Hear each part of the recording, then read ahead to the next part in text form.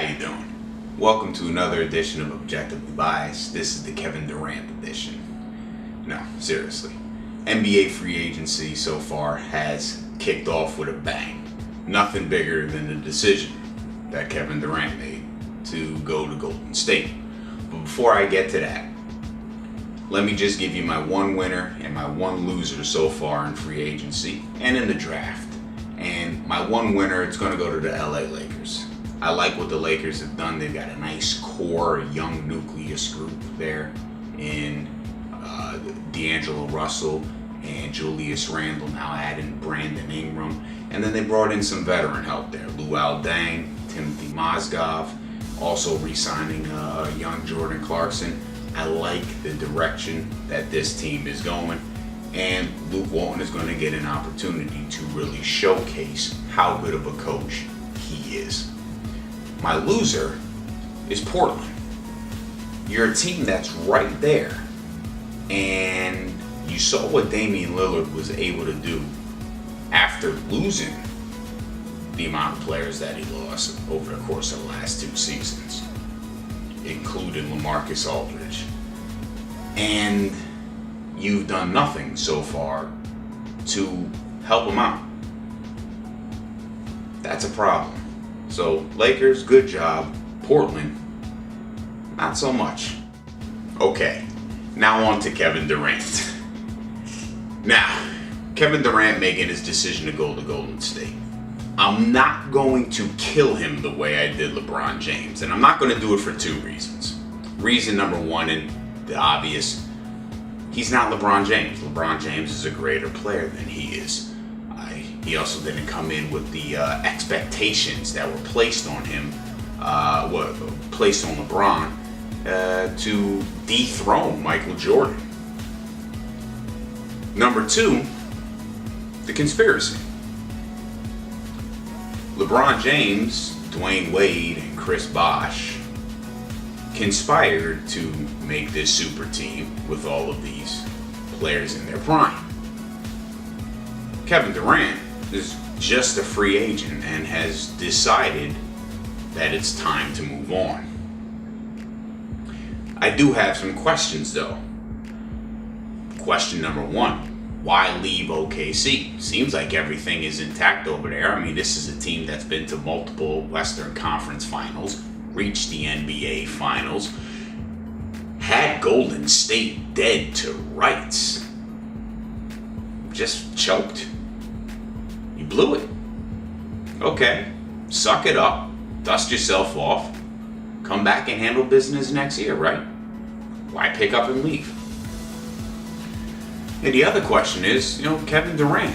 I've always questioned the heart and the competitive drive or lack thereof in this NBA, and I feel like he's one of those players, a great player who just lacks a competitive drive. He doesn't have that edge that we're, at least I was used to seeing when I was growing up, watching ball in the 80s and 90s. There's no edge, there's no fire. He talks a lot of shit when he's talking about Stephen A. Smith, but you don't see it on the court. So, why leave? Why pick up and why leave? You're obviously going to tarnish your image. You're the second best player in the league, behind LeBron.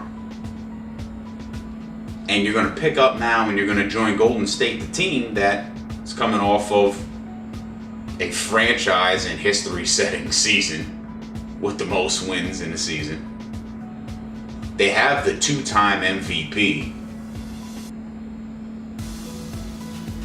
And they came back and kicked your ass to make it to the finals. I mean, if you can't beat them, join them. Really? That's the motto now in the NBA? You gotta be shitting me. But I think there's something even deeper rooted in there. And there's troubles with Russell Westbrook. And those troubles spilled over onto the court multiple times, especially in the Golden State series where there were glimpses of Durant and Westbrook arguing. And I think that probably contributed to it. People want to say they're so close, they're so tight, and yeah, but at the same time, if you're not winning and you continue not winning, listen, we could be best friends, but if you're holding me back and I've got an opportunity to go somewhere else where I like the offensive system, I like the ball movement, it fits more my style of play, hey, play it. See you later, I'm going. I gotta win a chip. That's the ultimate goal. So I'm not going to kill Durant for making this decision. I think Durant's going to be the best player on that Golden State team, in my opinion. He's better than anyone on there. And I think Golden State and Jerry West made a great move in bringing him over. They just got a great player to help them win a chip and to potentially dominate for the next 2 or 3 seasons. Can't knock him for that. Can't knock him for going for the chip. Can't knock him for going to a team that is stacked and has an opportunity to win. Seems like this is what everyone's doing nowadays anyway. But I will knock him for his competitive drive. You can't run around wanting to be the best and then go join a team that's already got a 2-time MVP. Meanwhile, you're the 4-time scoring champ and an MVP yourself. Stephen A said that was a weak move, KD. I'd have to agree. But good luck to you. And that's all I gotta say about Kevin Durant. Alright. And now that brings me to my objective thought. And my objective thought is going to be about free agency, NBA free agency as opposed to the NFL free agency. Because we're seeing such huge disparities in money getting distributed right now.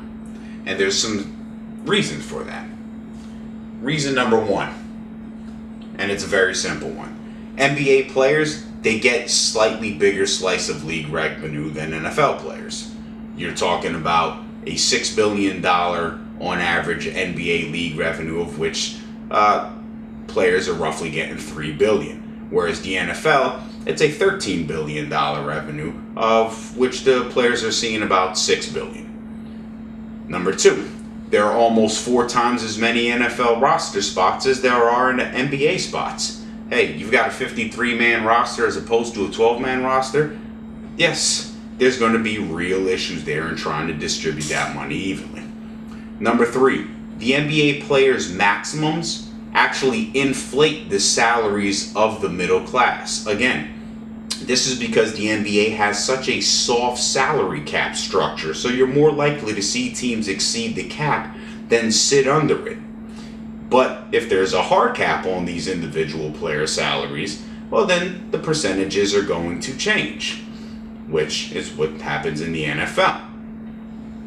Number 4, and probably the most important one, NBA players last longer. Let's face it, the NBA players don't have to suffer or endure the grueling season that NFL players have to.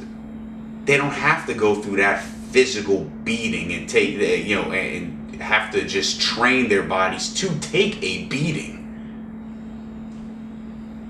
So these are the big reasons why you're seeing this happen. Now, do I agree with it? Absolutely not. NFL players are out there basically putting their bodies and themselves on the line. But are you going to blame the NBA and the NBA players for that? No. I blame the NFL unions and the players union for that.